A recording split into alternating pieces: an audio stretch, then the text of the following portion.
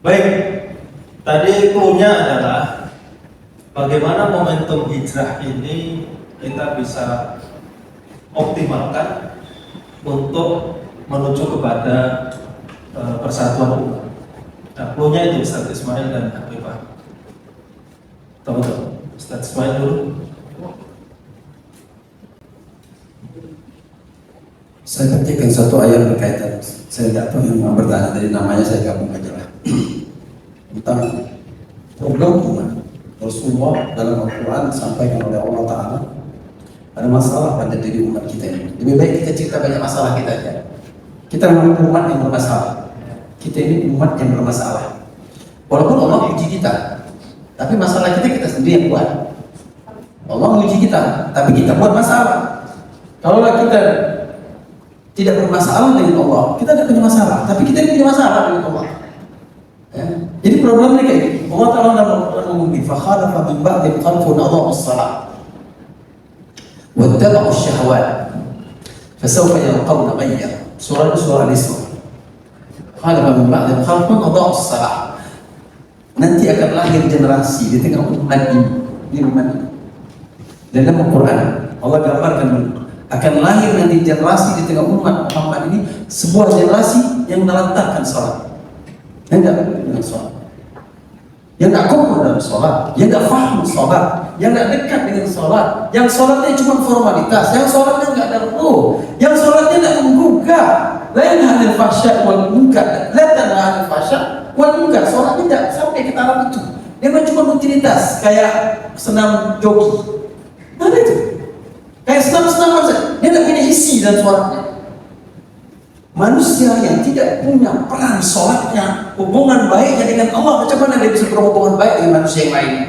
Macam mana dia mau membangun sebuah tatanan sosial umat? Macam mana dia mau membangun sebuah kekuatan umat? Macam mana? Yang membuat kekuatan nilai-nilai ketuhanan itu kalau manusia dekat dengan Tuhan, dengan Allah. Itu yang terjadi. Tapi Allah katakan, ini umat generasi bakal lahir nih. Generasi tidak peduli dengan sholat, yang melantarkan sholat. Bukan yang tidak lakukan sholat, bukan yang tidak lakukan adha'us sholat. Adha'us maksud melantarkan secara fisikal, secara gerakan, dan secara nilai, secara moral, secara spiritualnya. Dia tinggalkan itu. Kalau dia sholat, sholatnya sholat-sholatan. Kalau dia rukuk-rukuknya rukuk-rukukan. Kalau dia sujud-sujudnya sujud-sujudan. Dia tidak serius sholatnya, tidak pengaruh, tidak ada ruh dalam sholatnya. Nah, yang generasi hari ini, وَخَالَفَ مِنْ بَعْدِهِمْ خَلْفٌ أَضَاعُوا الصَّلَاةَ. Maka kita lihat banyak yang sholat, banyak. Jumat penuh, masjid penuh, kurang masjid. Kita ini kurang masjid. Ya? Banyak masjid daripada gereja. Tapi bagaimana fungsi masjidnya? Sholat 100%. أَضَاعُوا الصَّلَاةَ.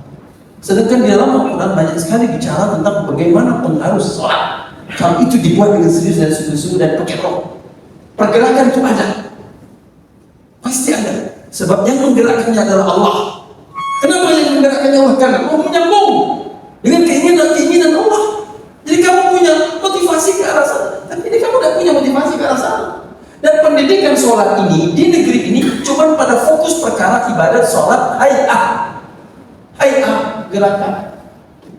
Kita cuma dipahami bagaimana cara sholat, bagaimana cara rukuk, bagaimana cara sujud. Sholat zahirah, anggota tubuh, tapi sholat batinah no, sholat fikriyah no, sholat nurani no, sholat sikap no, sholat semangat ke depan no. Dan kita tidak buat. Allah salah terus. Wattaba'u syahwat. Yang kedua lebih parah. Wattaba'u syahwat, ikuti nafsu, ikuti hawa nafsu. Ini generasi lahir, generasi yang hidup penuh dengan nafsu, penuh dengan syahwat, macam-macam syahwat, macam-macam nafsu. Nafsu jabatan, nafsu tina, perempuan, nafsu duit, nafsu kesombongan dengan ilmunya, bermacam-macam lagi. Ikuti nafsu, kata Allah. Ikuti syahwatnya di sini. Kalau nafsu, kalau syahwat sudah kontrol, selesai dari kita ini. Dan Allah juga sebutkan nafsu dan syahwat sudah kontrol, selesai kan? Inna nafsa al-ammaratu bisu illa ma rahima rabbi, kata Rasul, kata Allah dalam Al-Quran surah Yusuf. Inna nafsa al-ammaratu bisu, nafsu itu mengarahkan kamu kepada perbuatan jahat. Adakah ulama yang didorong oleh nafsu? Banyak. Ada ustaz yang didorong oleh nafsu? Banyak. Ada habib yang didorong oleh nafsu? Banyak. Real. Nafsu. Yang cinta dengan dunia, ulama banyak. Jangankan hari ini, zaman Nabi Musa, Musanya dari situ aja. Banyak yang cinta nafsu, banyak yang tunduk nafsu, banyak yang ikut hawa nafsu. Nah itu yang disebutkan dalam surah Al-A'raf 175, cerita tentang Bal'am bin Ba'ura, seorang guru besar, orang dekat dengan Musa alaihissalam, yang ngajarin Taurat, yang faham Taurat, yang kalau berdoa doanya mustajab, yang dipercaya oleh Musa untuk menjadi wakil dia dalam dakwah. Tergila-gila dengan nafsu. Nafsu apa? Nafsu harta kekayaan. Ketika digiring oleh raja, ikut kehendak raja, dijejerin sama raja kekayaan. Lupa dia, kalau dia adalah misionaris yang membawa agamanya dekat dengan Musa alaihissalam, sampai doanya termakbul setiap kali dia berdoa. Terbuang semua nafsu. Nafsu. Allah sebut dalam Al-Quran, "Watlu 'alaihim naba'a alladzi atainahu ayatina fansalakha minha fa'atba'ahu syaitan fakana minal ghawin walau syi'na la rafa'nahu biha walakin akhlada ila al-ard wattaba'a hawah." Kalau dia mau jadi orang yang lebih hebat, dia ulama, dia ustaz, dia kiai, dia bisa naik ke atas. Tapi dia pilih nafsu, dia pilih hawa. Dia bukan cuma orang awam. Jadi saya bilang, ini perkara yang benar yang dikatakan oleh Allah Ta'ala kepada kita. Terus apa yang terjadi pada mama? Sebutkan setengah. Masalun kemasil kan diumpamakan manusia model begini, mirip dengan anjing. Tidak bisa diajak baik. Anjing sifatnya ngejulur saja, ngejilat saja. Dia ajak baik, akan baik. Karena entah min ali jalan atau tertuku ya. Kamu kasih dia makan, dia menjilat. Kamu kasih dia makan, dia menjilat. Kenapa? Nafsu. Kenapa tak terjadi perpecahan Muhammad SAW? Nafsu. Ini adalah salat yang tadi dibicarakan. Alangkah indahnya kalau kita ini bersatu. Memang bahasanya gampang untuk dibicarakan, tapi balik pada asal. Nafsu yang arahkan untuk tidak bersatu. Kenapa nafsu? Ada hubungan dengan Tuhan tak dekat. Karena kepentingan agama Allah tak dekat. Karena motivasi menuju ridha Allah tak kuat. Motivasinya ke sana itu tak kuat. Dia kalau tidak duduk di tempat yang ada kepentingan dia di situ, dia akan duduk. Dia akan ngumpul, dia akan bersatu, dia akan saling mendekat, dia akan membangun silaturahmi antara satu ini. Kalau tidak ada kepentingan di dia di situ, nah itu nafsu. Beda dengan Khalid bin Walid. Khalid bin Walid pertama yang musuh Allah yang menyebabkan Hamzah bin Abi Thalib dan Abdul Muttalib meninggal dalam perang Uhud. Khalid bin Walid panglima perang yang menyebabkan Rasulullah terluka di Uhud. Khalid bin Walid yang membuat umat Islam kalah dalam perang Uhud di babak kedua. Kemudian Allah menangkan itu Khalid, panglima perang yang paling hebat. Ketika dia turun, umat Islam kacir-kacir. Itu real dalam surah Al-Imran Allah cerita. Tapi Khalid ketika ketemu dengan Islam, ketika ketemu dengan roh Islam, ketika ketemu dengan iman, maka umat semuanya pergi kepada arah itu. Lalu terjadi setelah dia jadi seorang Muslim mukmin, jadi panglima perang dalam umat Islam. Lalu mimpin perang non-stop. Setiap perang yang dia pimpin pasti menang, tidak pernah kalah. Lalu setelah dia dikenal pahlawan yang paling hebat, panglima yang paling hebat, pada saat tinggi-tingginya Umar bin Khattab stop, dia jadi panglima, stop, berhenti kan dia, marah dia, ngecap dia Umar, dia terima keputusan, karena dia tidak pernah bela agama Allah, karena mencari ridha Allah. Dia ngajak Umar untuk mati syahid, memang untuk Allah, bukan untuk partai, bukan untuk organisasinya, untuk yayasannya, bukan. Ketika itu panglima yang paling tinggi pada saat itu, orang bilang kalau Khalid jatuh perang tidak ada kalahnya. Seolah Khalid yang menentukan kemenangan, bukan Allah. Sampai ke situ, ketika Umar ditanya kenapa yang diputuskan, aku tidak mau orang menganggap bahwa yang menentukan kemenangan itu adalah Khalid. Sebenarnya yang menentukan kemenangan itu adalah Allah. Pada saat puncaknya Khalid disingkirkan, Khalid bilang, sami'na wa ata'na. Ini bro, ini real. Ketika orang sudah bersambung dengan Allah sebenarnya, alangkah gampang untuk membuat persatuan. Alangkah gampang untuk saling mengenal. Alangkah gampang untuk saling mendekat. Saya bisa mendekat dengan hati ini dengan jauh. Saya tidak pernah dekat dengan hati ini. Tapi saya pikir saya punya misi dengan mereka. Misi. Saya punya pikiran dengan mereka. Saya tahu pikiran mereka. Saya tahu, walaupun saya tidak pernah ketemu, tiba-tiba datang teman saya. Hati datang aja, saya mau menghindari apa adanya. Saya bilang, ya saya semua ada dalam pikiran Anda. Karena hati saya, karena cinta saya. Sudah selesai. Walaupun banyak cerita tentang hati yang buruk-buruk yang dikatakan tadi. Saya tahu yang mana yang baik, yang mana benar, yang mana cintanya, yang mana bohongnya, yang mana nipunya, yang mana ikhlasnya, yang mana bohong-bohongannya. Tahu.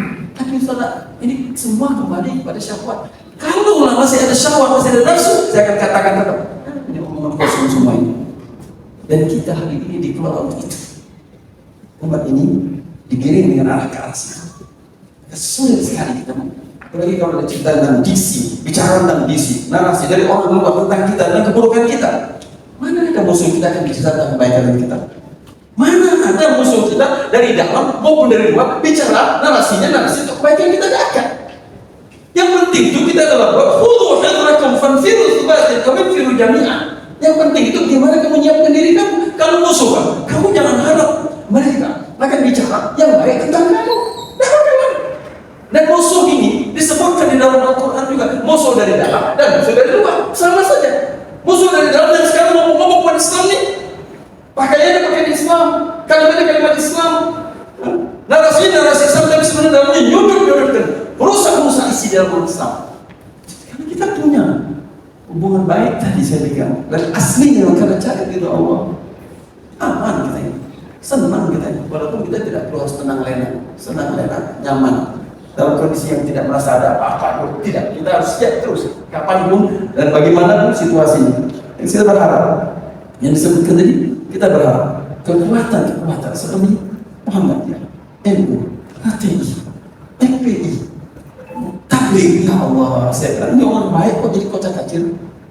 Sudah, yang kocak kacir itu sebenarnya orang yang tidak baik sebenarnya.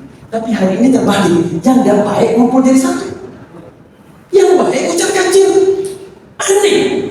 Coba bayangin. Kita yang baik, yang tujuannya ke Allah, berantakan di dalam. Ada, saya bilang inilah, ada sosok-sosok yang harus nyambung ke sana. Harus buat channel ke sana, buat silsilah, buat jaringan ke sana. Dan saya pikir ini tidak secara terbuka, paling tidak memang harus dari hati ke hati. Barakallahu. Baik, itu tadi jawaban dari ada nafsu. Kemudian ada yang tadi dijelaskan.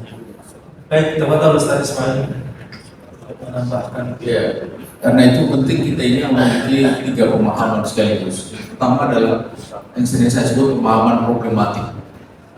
Kita ngerti kita ini punya masalah. Itu perangkat awal yang paling penting. Sebab kalau orang nggak merasa sakit, nggak akan pernah berobat. Udah dibilang sakit, enggak, saya sehat. Sebagian dari umat merasa bahwa ini baik-baik saja. Ada masalah. Kita bisa hidup tenang, bisa makan, bisa sekolah, bisa sholat. Ada masalah. Jangan-jangan yang punya masalah ada saja, kita nggak punya masalah. Nah, kalau sudah begini, ini problem. Problemnya adalah dia tidak mengenali problem. Itu masalahnya. Karena itu sebagian dari dakwah kita itu memang mengajarkan kepada umat untuk memahami bahwa kita ini punya masalah. Dan yang berikutnya setelah punya masalah kita mengerti apa akar masalah. Sebab para dokter salah diagnosis, salah terapi, dipulang malpraktek, disangka cuma berdarah ternyata tipes, disangka tipes ternyata flu biasa. Disangka flu biasa ternyata demam berdarah. Keliru. Karena itu penting di para dokter kita itu memahami apa yang disebut dengan al-qadiyatul muslimin al-masiriyah. Problem utama umat itu apa? Yang tadi diungkap itu adalah problem, tetapi itu kedudukannya semuanya kalau kita baca akibat dari sebuah sebab yang lebih besar. Apa sebab yang lebih besar? Itu dirumuskan oleh para ulama sebagai hadatul hukum mimma anzalallah. Jadi problem utama umat sekarang itu adalah bagaimana mengembalikan hukum tauhid. Jadi hukum sekuler itulah yang menjadi pangkal dari semua umat ini. Apa itu sekularisme? Sekularisme itu fasluddin anil hayat, atau kalau Syekh Muhammad Ghazali dalam kitab Jahiliyah fi Istil Qur'an abad Jahiliyah berkoblu itu dikatakan sebagai ikomatul hayati ala asasin ghairi nadid.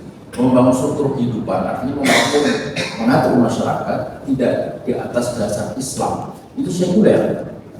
Bukan hanya tidak di atas dasar agama, tapi di atas dasar Islam, itu sekuler. Ketika Islam tidak lagi dijadikan sebagai dasar, sebagai pengaturan kehidupan masyarakat, maka pasti akan masyarakat diatur dengan sesuatu selain Islam. Dan itu yang kita lihat, kita rasakan ini hari ini. Ekonominya kapitalis, politiknya masih akhir seperti yang tadi sudah disebut. Dan itu semua kemudian akan menimbulkan dampak buruk atau dalam bahasa Al-Quran disebut sebagai fasad atau kerusakan. Kalau Islam diterapkan kita mendapatkan rahmat, kalau Islam ditinggalkan akan timbul fasad. Makanya kita akan mengenal atau bertemu dengan apa yang dikatakan Allah itu harus fasadu fil bahri wal bahr bima kasabat aydin nas. Apa yang dimaksud dengan bima kasabat aydin nas? Syekh Muhammad Ali As-Subuni menjelaskan bima kasabat aydin nas itu bisa babi ma'asinas wa dhunubi, karena kemaksiatan dan dosa-dosa manusia. Apa itu maksiat? Maksiat adalah setiap pelanggaran terhadap syariat, melakukan yang haram, meninggalkan yang wajib. Itu maksiat, meninggalkan yang sunnah, melakukan yang makruh, tidak maksiat. Dan setiap maksiat itu pasti berdosa, dan setiap maksiat yang berdosa itu pasti akan menimbulkan fasad. Seberapa besar fasad tergantung seberapa besar kemaksiatan. Kemaksiatan sebagaimana hijrah tadi itu ada dua, ada kemaksiatan personal, ada kemaksiatan komunal. Ada kemaksiatan kultural, ada kemaksiatan struktural. Kemaksiatan struktural yang tadi disebut kapitalisme dan sebagainya. Liyudhiqahum ba'dal ladzi 'amilu la'allahum yarji'un. Kemiskinan, korupsi, kerusakan moral, LGBT segala itu adalah fasad yang ditunjukkan oleh Allah Subhanahu wa taala kepada kita semua. Untuk apa? Untuk kita itu segera sadar, kembali kepada jalan yang benar, rujuk ila Allah. Jadi kalau ada hikmah dari krisis, segala macam krisis ekonomi, politik, sosial, budaya, segala macam itu adalah menyadarkan kita untuk kita segera kembali ke jalan yang benar. Ada dialog menarik antara Syekh Ibnu Arabi dengan muridnya Guru. Dia mengatakan, wahai guru, musuh makin hari makin kuat, makin besar, sementara kita rasanya makin lemah. Musuh kita datang dari timur, Mongol, datang dari barat, Bizantium. Apa yang dikatakan oleh Ibnu Arabi? Dia bilang, anak, itulah cara Allah untuk menyadarkanmu betapa berharganya perjuangan. Coba bayangkan, Anda tidak ada musuh, lalu apa arti perjuangan?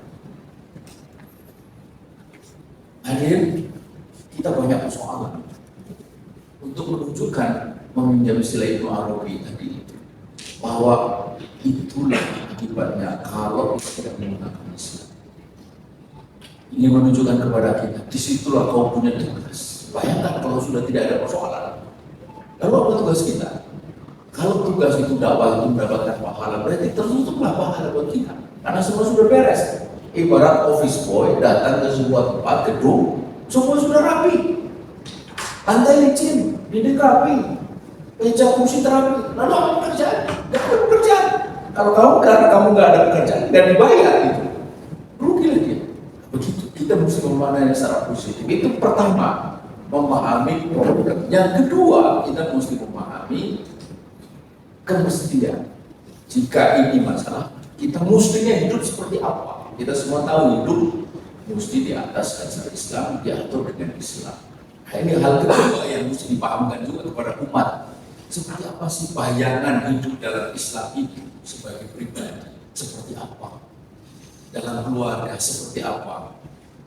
Dalam kehidupan masyarakat negara seperti apa? Kalau dalam kehidupan pribadi dan keluarga terbayang lah, karena bisa diamalkan, bisa dilakukan. Tapi dalam kehidupan masyarakat negara mungkin agak sulit di tengah situasi kayak begini. Tapi mungkin ini blessing in disguise, justru di tengah sulit begini kita bisa menjelaskan bagaimana pendidikannya, bagaimana ekonominya, bagaimana moneternya, bagaimana pengelolaan sumber daya alamnya. Itu penjelasan yang penting diberikan kepada umat untuk umat tahu kita ini mestinya seperti apa. Semakin jauh jarak antara fakta yang ada dengan kemestian, maka di situ ada ada semakin besar semangat untuk melakukan perubahan sebagaimana yang kita rasakan ini hari. Karena kita tahu bahwa ini sesuatu yang tidak boleh terjadi. Mestinya begini, maka kita bersemangat untuk melakukan perubahan. Dan semangat melakukan perubahan itulah yang harus dimiliki oleh umat juga, bukan hanya kita. Karena itu betul, spirit hijrah ini bukan hanya memuncak di ruangan ini pada diri kita, juga harus memuncak pada diri umat. Itu yang kedua. Kemudian yang ketiga, kita mesti memahami caranya seperti apa. Betul tadi, kalau tidak ngerti caranya, ada beberapa kemungkinan yang pertama frustasi karena nggak ngerti cara. Ibarat orang suruh bangun gedung lantai 20, 30, 40, 60, 100 gitu. Nggak ngerti caranya, oker dia. Tapi kalau dia ngerti caranya, dia akan bekerja. Atau yang kedua, karena saking semangatnya, itu dia bom sana, bom sini. Harus ngerti cara. Disitulah pentingnya kita mengerti torikoh dakwah Rasul. Torikoh yang akan memberikan jalan kepada kita perubahan. Rasulullah SAW itu disebut oleh Michael Hart sebagai tokoh yang berpengaruh terbesar di dunia sepanjang kehidupan manusia. Perubahannya apa? Perubahan pengaruh apa? Pengaruh perubahan. Perubahan apa? Perubahan baik atau buruk? Michael Hart dalam menulis bukunya 100 most influential person in history itu tidak melihat pengaruhnya itu baik atau buruk. Pokoknya berpengaruh. Karena itu ada Hitler, ada Mussolini, ada Genghis Khan yang membunuh 40 juta orang pada masanya. Masuk semua. Tapi dia mengakui bahwa perubahan yang ditimbulkan oleh Nabi Muhammad itu perubahan yang baik. Dan dia akui itu. Dia tahu Nabi Muhammad nomor 1, nomor 2-nya Newton, nomor 3-nya Yesus. Dia bilang, subjektivitas saya sebagai seorang Nasrani itu saya ingin menempatkan Yesus nomor 1, tapi objektivitas saya mengatakan bahwa Nabi Muhammad lebih layak nomor 1. Nabi Muhammad naik nikah keluarga, Yesus tidak. Nabi Muhammad memimpin kelompok, Yesus tidak. Nabi Muhammad bahkan memimpin negara, memimpin perang, Yesus tidak. Nabi Muhammad menyelesaikan berbagai persoalan masyarakat, Yesus tidak. Maka Nabi Muhammad bisa pengaruhnya daripada Yesus. Maka dia nomor 1, Yesus nomor 3.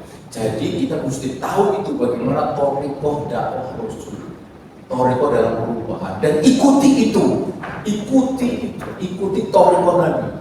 Kita tidak mungkin membangkitkan umat Islam dengan cara bukan Islam, tidak akan mungkin.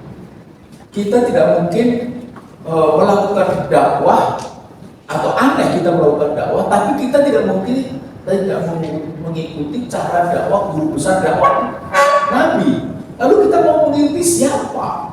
Bukankah Nabi itu kita yakini sebagai uswah hasanah? Bahkan lakum fi Rasulillah uswah hasanah. Uswah hasanah dalam banyak perkataan, khususnya di dalam dakwah. Karena itu ini yang ketiga, harus kita pahami cara perubahan itu.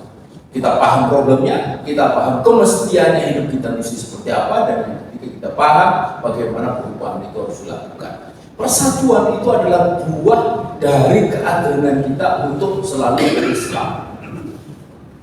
Hadirin, kita dulu itu baik dengan semua orang, baik, tapi dengan NU baik.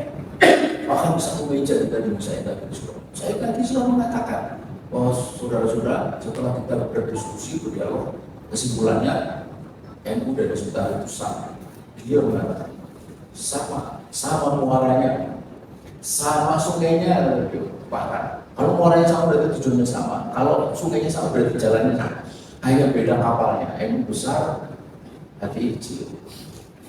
Dulu sampai seperti akrabnya kita dengan Muhammadiyah, dengan semuanya, bahkan kita itu dengan segala macam pejabat, dengan mabes itu, buka bersama itu duduklah sini, meja nomor 1 atau nomor 2. Kita buka bersama sampai ke Bina Geraha, ke istana, nggak ada soal. Itu kalau sekarang ini kita begini, menjadi begini, lalu dipersepsi secara buruk, bahkan sampai di akar buruk pun kayak begitu, hati kita.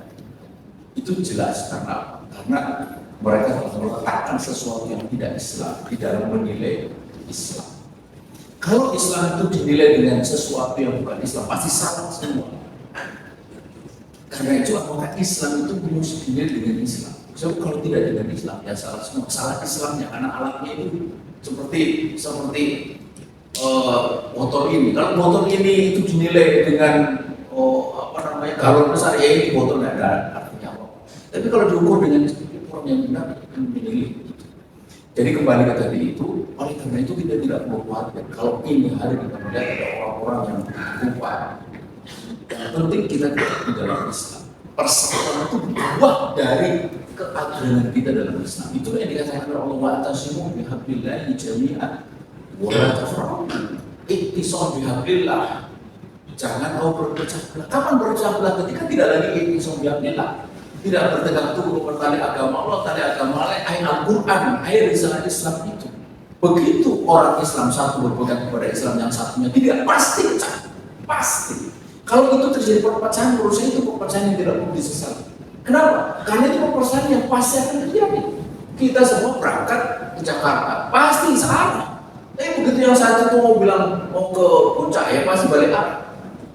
Ya kan? Artinya apa? Artinya ini kita balik arah itu karena satunya sudah tidak lagi konsisten. Semua mau ke Jakarta kok balik kanan, mau ke puncak, ya pasti bisa. Yang satunya mau ke Islam. Dulu begitu, akrab, bagus, segala macam. Lalu tiba-tiba kemudian dia bicara macam-macam tentang radikalisme, tentang moderasi dan segala macam. Lalu apa yang harus kita lakukan? Tetaplah selalu bersama Islam. Itu menarik kali sebelum Ustaz Irfan sudah mau ada nasihat Nabi. Kata Nabi, ini kaitannya dengan konsistensi kita dalam Islam. Kata Nabi, Islam itu seperti roda. Faduru ma'al kitab haitudar. Selalu kau bersama dengan Al-Quran dimanapun kau berada, dimanapun Al-Quran itu berada. Ala innal kitab wa sultana sayaftarqun. Sesungguhnya Al-Quran dan penguasa itu nanti akan berpisah. Apa tandanya penguasa berpisah dari Al-Quran atau Al-Quran berpisah dari penguasa? Yang duna di anfusi. Mereka mengambil keputusan untuk diri mereka. Malah yang duna. Mereka tidak mengambil keputusan untuk kalian. Artinya mereka mengambil keputusan tidak berdasarkan keberadaan Al-Quran. Menghalalkan apa yang diharamkan, mengharamkan apa yang dihalalkan. Membenci apa yang harusnya disukai, menyukai apa yang harusnya dibenci. Seperti ini hari terjadi. Kalau itu terjadi, apa yang harus kita lakukan? Nabi mengatakan falatul farikul kitab, janganlah kau memisahkan diri dari Al-Quran. Apapun yang mungkin terjadi jika kau berpegang teguh kepada Al-Quran, meski kau menerima nasib sebagaimana yang dialami oleh pengikut Nabi Isa. Pengikut Nabi Isa itu dibunuh di tiang salib, dibelah tubuhnya. Lalu Nabi menutup nasihat kepada kita melalui hadis tadi itu, mau hayatun mautun fi taatillah, mati dalam taat kepada Allah, khairun min hayatin fi maksiatillah. Mati dalam taat kepada Allah lebih baik daripada hidup dalam maksiat kepada Allah. Dan disitulah iktisam bihablillah. Jika saudara kita tidak mau bersatu di dalam Islam, ya sudah, berarti bukan cara kita. So kita tidak mau persatuan itu dengan cara meninggalkan Islam. Tidak mau. Ini hari ada bujukan kepada kita, sudahlah hati, sudah tinggalkan dulu supaya kita ini bisa kembali. Jadi anjurannya kita meninggalkan dakwah kita ini. Ya kita diam saja, tapi dalam hati jelas menolak. Karena itu ajakan yang patuh. Tidak boleh gitu. Karena ini adalah kewajiban. Dan kita tahu bahwa itu pangkal dari kerusakan dunia Islam itu ya tidak adanya persatuan, tidak adanya persatuan itu artinya tidak ada pemimpin dan tidak ada institusi yang menyatukan itu. Itulah khilafah dan khalifah. Kalau kita berjuang ke sana, itu sebenarnya berjuang ke arah kebenaran. Lalu kenapa kemudian kita sekarang ini hamba dicegah, bahkan disebut diberikan macam-macam. Jadi yang salah bukan kita yang memperjuangkan hak, tapi yang memberikan predikat itu. Dan itu predikat-predikat yang diambil bukan dari Islam. Maka saya bilang bahwa tidak ada kita ini diperintahkan untuk menjadi muslim radikal, tidak ada. Tidak ada juga kita diperintahkan untuk menjadi muslim moderat, tidak ada. Yang ada kita itu diminta untuk menjadi muslim yang kafah, yang bertakwa kepada Allah dengan takwa yang sebenarnya. You mau menilai apa orang seperti itu? Mau menilai sebagai moderat, monggo. Menilai sebagai radikal, monggo. Yang penting kita itu tidak dinilai apa-apa oleh Allah Subhanahu wa Ta'ala. Itu Oke. Ini soal kesimpulan. Sebentar. Ustaz Ismail, tadi tawarannya seperti tawaran orang-orang kafir Quraisy ke Kanjeng Rasul. Mau berapa? Baik, itu tadi jawaban dari Ustaz Habib dan Ustaz Ismail bahwa hijrah sudah 1445 kita lalui, tapi juga umat belum bersatu. Nah, persatuan umat kenapa belum terjadi? Karena tadi salah satunya adalah salah diagnosis. Salah diagnosis, ada yang memandang umat ini baik-baik saja, tapi ada yang memandang tidak baik. Nah, ini yang kemudian menjadi PR kita bersama, persoalan kita bersama. Kemudian salah diagnosis, cara diagnosisnya juga jangan menggunakan alat diagnosis yang lain. Kita ini Muslim, kita ini punya diri Islam, maka cara diagnosisnya adalah dengan cara Islam. Nah, sehingga kalau itu dilakukan, insya Allah tadi yang disampaikan persatuan itu akan terjadi. Nah, persoalannya Ustaz Ismail dan Habib Ahmad, kita bicara tentang persatuan umat belum terjadi. Kita ingin di dalam Al-Quran juga ada seruan udkhulu fis-silmi kafah, bahwa Islam kafah itu juga tidak bisa ditunda, tidak bisa entar saja. Bahwa hari ini Islam belum diterapkan secara kafah juga sebenarnya persoalan bagi kita, karena perintahnya sudah 1400 tahun yang lalu. Nah, bagaimana Ustaz Ismail memandang ini dan apa upaya yang dilakukan sekaligus tadi sebagai sebuah institusi dakwah yang kemudian terus menggaungkan penerapan Islam kafah? Silakan.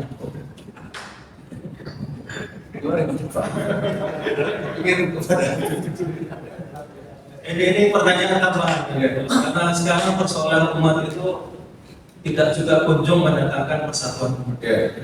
Padahal perintah menerapkan Islam kafah itu tidak harus menunggu persatuan umat. Kalau kita bicara tentang kita menjadi Muslim yang kafah, merawat jadi salah kafah, kita bisa melihat bahwa ketaatan kita kepada Allah itu ada satu yang memang berkenaan dengan kita. Satu, itu bisa kita lakukan. Sholat, puasa, zakat, haji kalau kita mampu, kemudian yang lain-lainnya, keluarga juga begitu. Nah itu kita lakukan karena itu adalah bagian dari syariah yang memang menjadi kewajiban kita dan bisa kita lakukan. Tapi ada sebagian lagi dari ketentuan syariah itu yang tidak bisa kita lakukan karena memang bukan kewenangan kita. Misalnya hudud di dalam Al-Quran itu disebutkan as-sariqu wasyariqatu faqta'u aydiyahuma az-zaniyatu waz-zani fajlidu kulla wahidin minhuma mi'ata jaldah. Pencuri lagi pencuri perempuan potonglah tangan keduanya. Pezina perempuan dan pezina lagi tidak masing-masing 100 jilid. Itu perintah Allah. Kutiba alaikumul qital, perintah Allah. Kutiba alaikumul qisas, perintah Allah. Sebagaimana kutiba alaikumus syiyam. Tapi ini perintah kepada imam, kepada khalifah, kepada amirul mukminin, bukan perintah kepada kita. Karena itu untuk hal-hal yang memang bukan kewenangan kita, bukan perintah kepada kita, itu kita tidak bisa. Yang menjadi perintah kepada kita adalah merubah keadaan yang membuat kewenangan itu tidak bisa dilakukan menjadi dilakukan. Karena itu harus kita kerja simultan. Yang pertama, kita membawa diri kita dan keluarga kita, anak-anak istri kita, dan lingkungan kita itu menjadi muslim yang kafah, melaksanakan semua ketentuan syariah, meninggalkan semua yang diarahkan oleh Allah. Di saat yang sama kita merubah keadaan sistem ideologi yang membuat perintah-perintah tadi itu kehilangan orang yang memiliki kewenangan menjadi ada yang memiliki kewenangan. Siapa yang memiliki kewenangan? Kalau dalam kita menggunakan terminologi Islam, dan ini penting terminologi ini, karena agama ini sesungguhnya kumpulan dari istilah, dari terminologi. Belajar Islam itu belajar istilah sebenarnya. Lihat, kita mau sholat, itu di situ tumpukan istilah, mulai dari takbiratul ihram, takbir itu sendiri, rukuk, sujud, i'tidal, duduk di antara dua sujud, salam segala macam.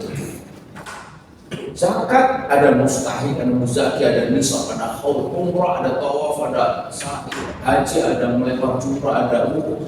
Belajar Islam, belajar istilah. Karena itu maka salah satu cara untuk kita itu menyebarkan pemahaman yang benar tentang Islam adalah kita menggunakan istilah-istilah di dalam Islam. Pemimpin dalam Islam itu namanya itu ada 3 kemungkinan. Yang pertama khalifah, imam, atau amirul mukminin. Jadi kita mesti secara paralel simultan membawa diri kita, keluarga kita atau lingkungan tempat kita ada. Kalau itu pesantren, kalau itu sekolah, kalau itu kantor perusahaan itu sesuai dengan ketentuan syariat dan merubah tatanan yang ada ini mewujud menjadi tatanan yang benar sesuai dengan Islam, dan kita bisa lahirkan orang-orang yang memiliki kewenangan, yaitu imam, amirul mukminin atau khalifah. Begitu. Bagaimana caranya? Kembali kepada thariqah dakwah Rasul. Karena itu memang 3 pemahaman ini tidak bisa tidak harus kita miliki. Pemahaman tentang problem, pemahaman tentang kemestian yang harus ada pada kita tentang kehidupan kita sebagai umat. Yang ketiga, jalan atau cara perubahan itu harus dilakukan. Begitu sih. Baik, Habib Ahmad, kalau kita refleksi tentang hijrah dilakukan oleh Kanjeng Nabi 1446 tahun yang lalu. Dan hijrahnya cuma satu. Kita juga punya Allah satu, punya Kanjeng Nabi satu, punya kiblat satu. Kemudian kita bicara tentang umat, juga umat Islam yang satu. Tapi kemudian kenapa tiap tahun kita memaknai hijrah itu dengan sesuatu yang berbeda, sehingga sampai hari ini Muslim kita tidak bersatu dengan tidak bersatunya Muslim yang tadi disampaikan oleh Ustaz Ismail. Karena ada hukum yang bisa dilakukan secara fardiyah, tapi ada banyak hukum yang juga tidak bisa dilakukan secara individual, tapi harus sebuah institusi negara yang disepakati oleh Ustaz Ismail khilafah yang bisa menerapkan semua hukum. Nah, ini hikmah bagi kita hari ini. Terus apa yang harus kita lakukan hari ini seperti apa? Bismillah. Saya baca supaya ayat Allah Ta'ala berfirman, innal ladzina farraqu dinahum wa kanu syi'an lasta minhum fi syai', innama amruhum ila Allah. Sesungguhnya orang-orang yang membuat pemecah belah umatnya, masyarakatnya, dalam agamanya, itu bukan dari bagian engkau sama sekali yang Muhammad. Dan ladzina farraqu dinahum, orang yang memecah belah umat, memecah belah ajaran umat, memecah belah masyarakat. Apa saja yang berkaitan dengan orang biar cerai berai, terpecah, bermusuhan, engkau yang Muhammad bukan di golongan mereka. Ini berarti dia bukan dari bagian umat Muhammad, dan Muhammad SAW bukan dari bagian mereka. Pertanyaan, ada nggak yang memecah belah itu? Kalau ayat ini ngomong, kalau ayat ini bicara sesungguhnya orang yang memecah belah itu bukan dari golongan engkau yang Muhammad, berarti ada yang bukan memecah belahnya. Siapa yang memecah belah? Kita selalu menyalahkan bahwa yang memecah belah umat Islam ini orang non-Muslim, orang luar, unsur luar. Sementara kita lupa bahwa yang memecah belah umat Islam ini juga orang dalam, internal. Nah, ada apa dengan yang memecah belah dari dalam ini untuk memecah belah umat Muhammad, sehingga umat Muhammad ini lemah secara keseluruhan? Ada apa? Apa kepentingan mereka? Dan bagaimana mereka coba untuk memecah belahkan dari seperti yang diceritakan Ustaz Yusanto tadi? Coba dia bisa obok-obok gitu. Tadi pertemuannya bagus banget, komunikasinya bagus banget. Muhammadiyah, hati bagus. Kenapa sekarang jadi dimusuhi gitu? Yang mecah belahnya ada di dalam. Kalau di luar sudah jelas. Yang di dalam yang mecah belah, yang ngomong. Siapa di dalam? Yang Islam. Nah, orang Islam itu siapa? Saya pikir saya lebih cenderung mengatakan bahwa ada kepemimpinan yang ditaruh di sana untuk memecah belah kumpulan-kumpulan umat Muhammad itu, dan dia punya kemampuan untuk ngatur sana ngatur sini, letak sana letak sini, beri keputusan sana beri keputusan di sini. Akhirnya ini umat kelompok-kelompok dari dalam. Artinya kalau kita lihat, kalau umat hari ini begitu lemah dan rapuhnya, memang nampak karena ada unsur-unsur yang ditaruh supaya umat ini tidak bersatu. Dan saya bilang, mungkin saya akan berbeda dengan teman-teman nanti. Saya bilang, mau itu kepemimpinan pucuk pemimpin atau kepemimpinan daerah, mau itu gubernur, wali kota, bupati, atau itu di bawah mereka kota, di bawah kota Madiun, bupati, camat, lurah, saya pikir harus ada orang-orang dari kita yang menempati tempat-tempat itu supaya membuat di umat tak terus-menerus diobok-obok, dan itu pemimpin bisa mengatur isi penduduk masyarakat tersebut. Nah sekarang kita tanya, apakah kita di bagian daripada orang yang mencinta persatuan umat? Kumpulan kita teman-teman mencintai persatuan umat, ya, kesejahteraan semua umat bersama. Apakah kita bergerak ke arah situ atau tidak? Yang pada dasarnya hanya dari orang satu itu saja, semua kocak-kacir hanya dari satu itu, semua kocak-kacir. Pemimpin yang menentukan ini kocak-kacir, pemimpin yang membuat ini pecah belah, pemimpin yang membuat ini semua. Tapi kita tidak ambil kesempatan untuk memanfaatkan itu, menjadikan itu hanya dengan tanda tangan dia saja, maka HTI harus bubar. Kenapa? Ya karena mereka tidak suka, dan itu bukan ribuan dan bukan juta, cuma satu kok. Tapi kita buka ruang kepada mereka untuk menjadi penanda tangan pembubaran, penghancuran, pemecah belah. Saya berharap dari kumpulan kita yang mungkin merasa ada tanggung jawab bahwa ini umat tidak bisa baik kalau pemimpinnya tidak baik. Kalau nunggu khilafah Islamiyah, ya kita sudah tahu semua bahwa akan ada khilafah Islamiyah di ujung kehidupan dunia ini. Akan ada pasti. Khilafah ala minhaj itu sudah pasti ada. Mau tidak mau, ada atau tidak ada. Tapi sementara di umat kocar kacir ini, macam mana menyelamatkannya dulu? Macam mana menyadarkannya dulu? Macam mana meminimalisir perpecahan, perbedaan, kesenjangan sosial antara kita satu dengan yang lain. Saya cenderung untuk mengatakan bahwa teman-teman kita yang baik ini di dalam teman-teman HTI atau di luarnya HTI Muhammadiyah, dan cobalah ambil peran dari mulai ketua RW, ketua RT, camat. Coba ambil, pegang itu. Karena umat ini bisa diatur dengan skala kecil dulu. Sebagaimana Rasulullah mengatur dulu sebelum hijrah, Rasulullah mengatur umat dari skala kecil. Anzir ashiratakal aqrabin, dalam Al-Quran disebut berikan peringatan kepada keluarga terdekat. Itu kan skala kecil. Wa anzir ashiratakal aqrabin. Perbaiki itu keluargamu yang terkecil. Kemudian baru keluar siapa? Itu kan Al-Arqam Ibn Abil Arqam, itu kan kumpulan yang lebih besar dari ashiratakal aqrabin. Lebih besar, tapi dia bukan skala bupati, bukan skala kecamatan, bukan skala nasional, bukan. Dia banyak kumpulan-kumpulan kecil. Tapi kita nggak buat itu. Tahu-tahu tiba-tiba sudah duduk di sana orang-orang yang memang pengen kita aja pecah. Memang pengen kita tidak boleh bersatu. Lah contohnya tadi dibicarakan, saya tanya, ini kan heboh. Setiap Syawal, setiap Idul Fitri, setiap puasa, setiap Arafah, heboh. Setiap tahun. Sedang tidak ini dihebohkan. Karena yang dengan tanda tangan itu bukan Anda. Mereka yang pengen Anda tidak boleh bersatu. Mereka yang pengen Anda terus kocar kacir dengan alasan agama juga. Dengan alasan agama. Dan itu faktanya seperti itu, dengan alasan agama. Walaupun di tempat lain tidak macam itu. Walaupun puluhan tahun yang lalu tidak macam itu. Kenapa? Karena dia punya kemampuan tanda tangan mengatur itu semua. Dan kita tidak mengambil kesempatan untuk mengambil tanda tangan itu, baik kita yang tanda tangan ini. Dan ini kelemahan kita. Mohon maaf, terima kasih. Baik,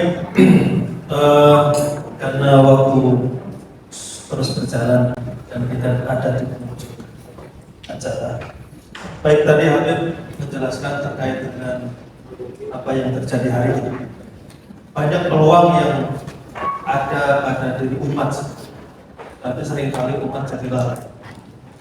Bahwa perubahan itu memang endingnya adalah pada kekhilafah. Karena hukum secara keseluruhan itu akan bisa tegak kalau ada kepemimpinan. Tetapi secara lingkungan kecil, maka kemaslahatan kebaikan itu juga bisa dilakukan kalau pemimpin-pemimpin di lingkungan itu juga jadi. Maka ini sebenarnya seperti sebuah kesempatan bagi kita semua untuk terus bergerak, untuk terus berjuang, bahwa hijrah yang dilakukan oleh Kanjeng Nabi itu adalah hijrah dari jahiliyah menuju Islam. Secara simbolis memang dilakukan physically, perpindahan dari kota Mekah yang saat itu tidak kondusif untuk dakwah Islam, untuk penegakan hukum Islam, maka atas dasar perintah Allah SWT Kanjeng Nabi hijrah ke Madinah dan sekaligus memperlakukan syariat Islam dalam konteks hukum dan muamalah. Pada saat di Mekah belum, tapi pada saat di Madinah itu diterapkan secara kafah.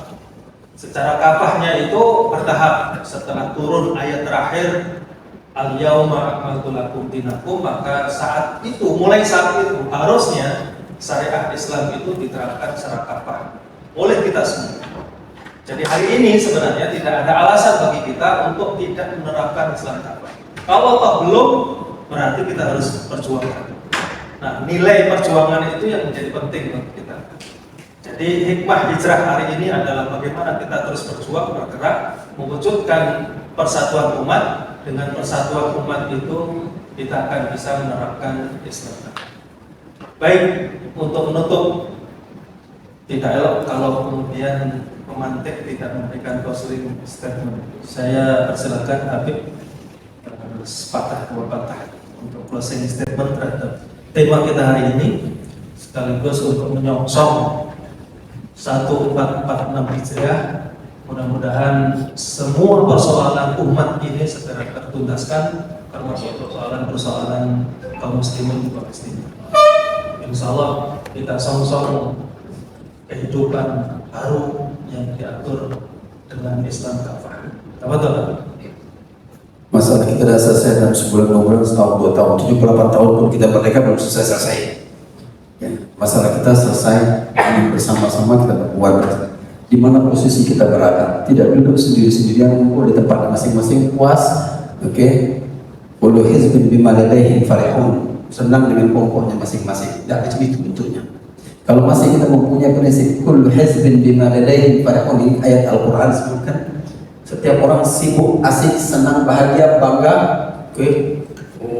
Heboh dengan kumpulannya sendiri, tidak akan jadi apa-apa. Kita tidak akan jadi apa-apa. Kullu hizbin bima ladaihim farihun. Itu poin utama. Poin kedua, bahwa semuanya kita punya kesempatan sekarang ini nama baik, semangat, ya, nama baik, semangat dan idealisme. Saya pikir yang ada dalam kumpulan ini orang-orang yang punya idealisme, tapi tidak cukup hanya idealisme yang ada di otak, ya, semangat yang ada di hati dijual, ya, keinginan motivasi yang ada di dalam jiwa ini. Tapi juga kita ingin lihat di mana letak kesempatan kita bisa masuk di dalam situ. Sebagaimana mereka hari ini tahu kesempatan di mana mereka masuk dan mereka masuk. Apa saja mereka bisa masuk, mereka masuk. Kita pernahkah atau seringkah atau selalu kami lihat kesempatan itu di mana kita bisa masuk? Saya pikir mungkin kita tidak sehebat mereka untuk melihat peluang, kesempatan untuk kita masuki, untuk kita manfaati. Kita enggak begitu. Makanya hari ini kita kelambatan. Tiba-tiba hari ini kita sudah melihat, ya Allah sudah begitu, ya Allah sudah begitu, ya Allah sudah begitu. Karena kita tidak melihat itu. Padahal kesempatan itu terbuka untuk kita.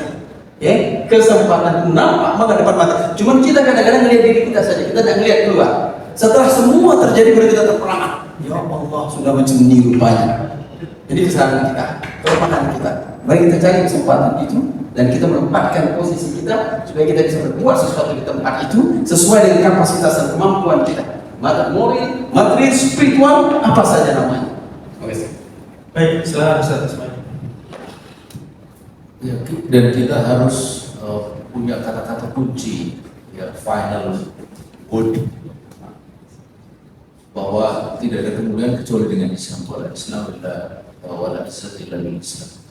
Dan tidak ada Islam kecuali dengan penerapan syariat secara kafah.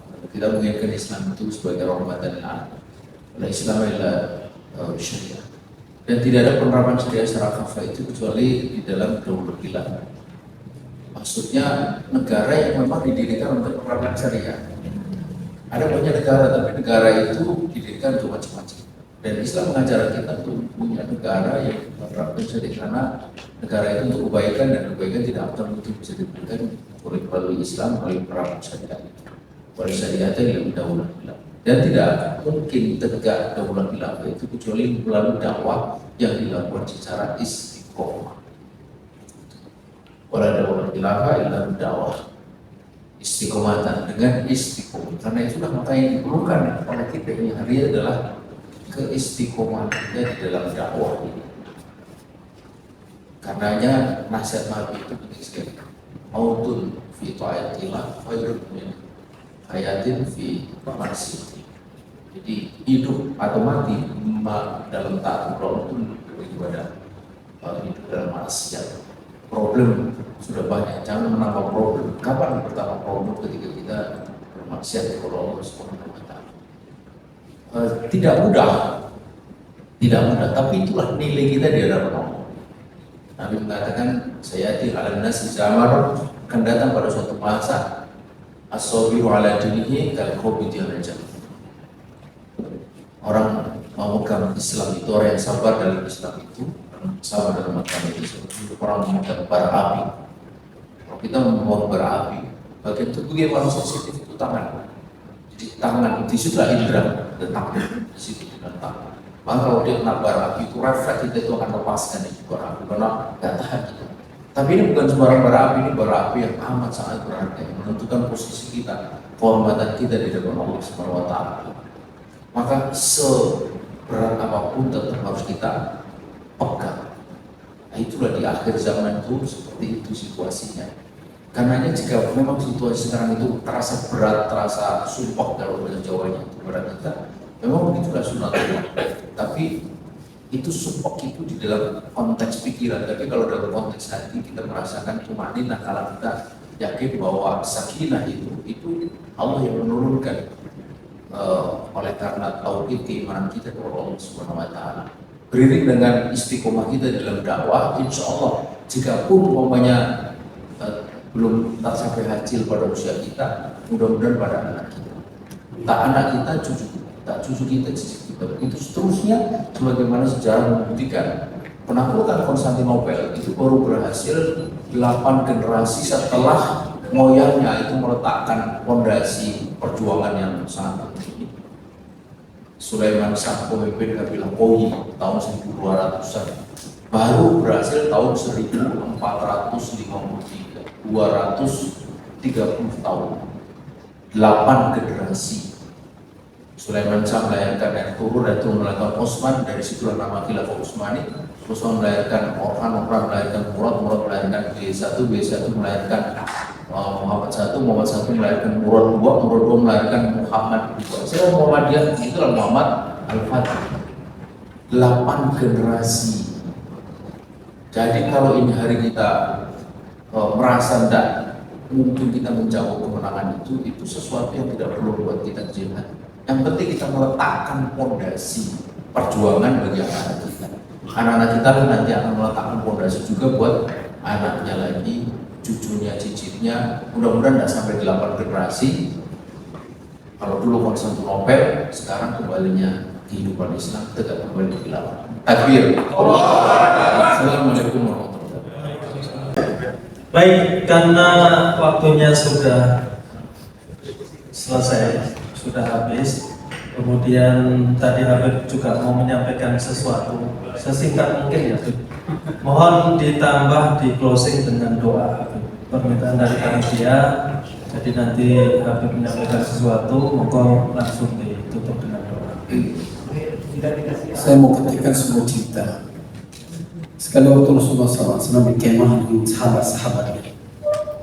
Biasa Rasulullah bersama sahabat suka camping lah istilahnya. Setelah sampai di tempat itu, mereka dibagi-bagikan tugas oleh Rasulullah SAW. Siapa yang mengambil tugas mencari binatang buruan untuk makan malam kita? Satu orang menunjuk saya, siapa yang mau menyembelih batang buruan tersebut, yang satu orang mengangkat tangan saya. Siapa yang akan memasak, satu orang, semua nyebut. Siapa yang akan membuat kemah, semua masing-masing nyebut sampai semua tugas itu selesai. Ada satu tugas yang Rasulullah tahu bahwa belum diisi oleh mereka yang hadir dalam perkemahan. Tugas itu apa? Tugas itu cari kayu bakar untuk memasak barang buruan itu. Kalau sudah siap semua, kata Rasulullah, masih ada satu, dan saya ambil yang satu itu. Satu itu apa? Cari kayu bakar. Saya akan cari kayu bakar. Saya paham prinsip untuk memahami peran masing-masing. Rasulullah ngajarkan umat ini pahami peran masing-masing. Dan mesti kamu sebagai seorang tokoh, kamu harus punya peran ketokohanmu. Sementara kamu orang hebat, kamu harus punya peran yang hebat. Enggak. Kamu bisa menempatkan peran yang kecil kalau memang itu adalah tugasmu yang kamu harus kerjakan segera. Yang harus langsung segera. Nah, kasus yang masalah tadi, pendidikan ini memang sudah lama. Ini pendidikan, program kita yang sudah ada, karena kita ini memang sampah dalam masyarakat. Memang sampah. Dan mencetak, kalaupun tidak dicari yang benar-benar barangkali mungkin jadi anak masuk pesantren dari belum ketemu jadi saya punya sahabat mungkin yang di sini ada yang hadir, saya kagum banget. Ada namanya Habib Nagi, teman sekolah saya di Mesir di pesantren. Dia anak yang umur 7 tahun, sekarang ini 7 tahun. Anak itu masih bau kencur banget, dikirimnya untuk ke negeri untuk belajar agama. 7 tahun dan didampingi pada seorang untuk ngasih makan minum dia. Belajar di mana? Belajar di Yaman saja. Dia tinggal di Bekasi. Itu ada pesantrennya. Pesantren dia terkenal di Bekasi. Nah, kalau di Bogor namanya pesantren Inat. Saya tuh kagum sama dia. Oh, semangatnya sebegitu besar gitu. Anaknya dia kepengen bentuk. Dan ini mungkin tidak seperti kita semua. Saya kagum dengan semangat itu. Dia tahu bahwa bukan di sini tempat pendidikan itu. Bukan di sini. Saya harus buang ini anak saya buang ke Yaman sana biar dia belajar tentang Islam. Dan sekarang umur 7 tahun pindah ke sana. Saat-saatnya dia harus dekat dengan mak bapak dia. Keluar sana, belajar sana. Yang saya bilang kalau kepengen mencari yang benar-benar ya kayak gitu. Tapi kalau mengharapkan dari SD, SMP, SMA, mimpi saja. Jangan berharap. Atau kalau kepengen lebih baik sedikit, pergilah cari pesantren yang ada kaitan dengan Al-Quran, yang ada kaitan dengan nilai-nilai Al-Quran. Insya Allah akan selamat, insya Allah. Tapi jangan juga cari pesantren yang cuma hanya bisa baca maulid, tahlil, tawasulan, enggak. Pesantren yang mendidik diri, otak, pikiran, semangatnya juga. Ini sedikit penutup ya. Kita tutup langsung dengan doa. Tutup dengan Fatihah sama-sama. Kita niatkan Allah Subhanahu wa taala jagakan kita dari segala mara bahaya yang sedang mengincar kita ini. Kita minta kepada Allah Taala kuatkan iman kita. Kita minta kepada Allah Taala, Allah bebaskan kita dari berbagai macam tekanan hidup, ujian, cobaan ini. Kita minta kepada Allah Taala, agar Allah bimbing kita menuju yang lebih baik dalam hidup ini. Husnul khatimah untuk kematian kita. Fatihah. Allah iftah lana qulubana, ishfi sudurana, wa yassir umurana, wa haqqiq lana wada'ana wa du'ana lima fihi alkhair fi dunyana wa akhiratina. Allah iftah lana kull al-futur wal mu'min. Allah yassir lana kull al-asir. Allah yuhaqqiq lana kull al-raja' wa du'a bihaqqi al-Qur'an al-'azim wa bihaqqi Mustafa sayyidil mursalin wa ila hadratin Nabi Muhammadin sallallahu alaihi wa alihi wasallam. Al-Fatihah. Bismillahirrahmanirrahim. Alhamdulillahi rabbil alamin arrahmanir rahim. Iyyaka na'budu wa iyyaka nasta'in ihdinas siratal mustaqim. Shiratal ladzina an'amta 'alaihim ghairil maghdubi 'alaihim waladdallin. Amin. Bismillahirrahmanirrahim. Alhamdulillahi rabbil alamin. Allahumma shalli wa sallim ala sayyidina Muhammadin wa ali sayyidina Muhammad. Allahumma anta rabbuna la ilaha illa anta khalaqtana wa nahnu 'abiduka. ونحن على عهدك ووعدك واستطعنا نعوذ بك من شرور انفسنا نبوء لك بنعمتك علينا ونبوء لك بذنوبنا فاغفر لنا فانه لا يغفر الذنوب الا انت. اللهم اغفر لنا مغفرة من عندك وارحمنا انك انت الغفور الرحيم. اللهم اغفر لنا خطايانا وجهلنا واسرافنا في امرنا وما انت اعلم به منا. أنت المقدم وأنت المؤخر لا إله إلا أنت سبحانك إنا كنا من الظالمين. اللهم ارحمنا فإنك بنا راحم يا أرحم الراحمين. اللهم أعنا ولا تعن علينا. اللهم انصرنا ولا تنصر علينا. اللهم كن معنا ولا تكن علينا. اللهم إننا ضعفاء فقونا بقوتك وإننا فقراء فأغننا بغناك. اللهم انصرنا على أعدائنا. اللهم يا ربنا لا تؤاخذنا إن نسينا وأخطأنا. ربنا لا تحمل علينا إصرا كما حملته على الذين من قبلنا. ربنا ولا تحملنا ما لا طاقة لنا به. واعف عنا واغفر لنا وارحمنا. أنت مولانا فانصرنا على القوم الكافرين. اللهم زدنا ولا تنقصنا، وأكرمنا ولا تهنا، وأعطنا ولا تحرمنا. آثرنا يا الله، آثرنا يا الله، آثرنا يا الله، ولا تزغ علينا برحمتك يا أرحم الراحمين. ربنا تقبل منا إنك أنت السميع العليم، وتب علينا إنك أنت التواب الرحيم. ربنا آتنا في الدنيا حسنة وفي الآخرة حسنة وقنا عذاب النار. صلى الله على محمد وآل محمد. الحمد لله رب العالمين.